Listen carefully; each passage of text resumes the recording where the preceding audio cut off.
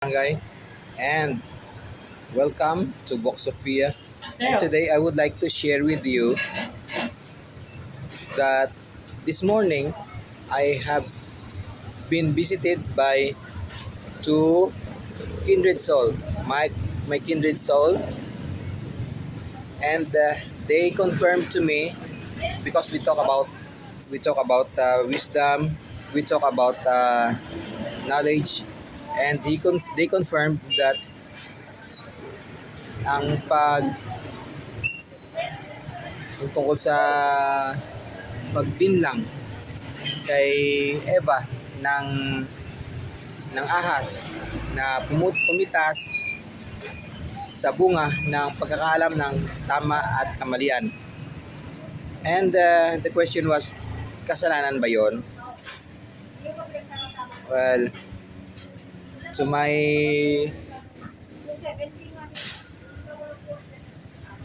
sa palagay ko, hindi kasalanan yon. Bagkos, dahil hindi kasalanan ang pagkakalam ng katotohanan at ng kamalian, ng masama at mabuti. 'Di ba? 'Yun ang bunga na 'yon. At ang pagpitas na 'yon, at ang pagkain na 'yon ay nabuksan ang kanilang isip. Totoo ang sinabi ng ahas na magkakaalam sila ng katotohanan at magkakaroon sila ng habang buhay. Except lang may kulang.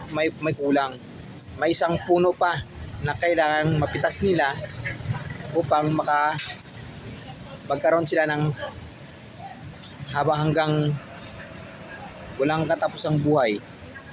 Kaya natakot na ang nagbabantay sa kanila, inilipat, tinanggal sila sa paraiso ng Eden, at ang paraiso na yon ay binantayan ng binantayan ng anghel na may pinakamalakas na tabak. Ang puno yun ng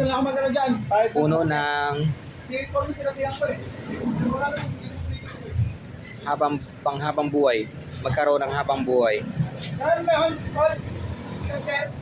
Kaya doon sa Genesis merong reminder. Ito ang mga tao patungkol nila kay Adan at Eva, ano? Magiging Diyos na rin.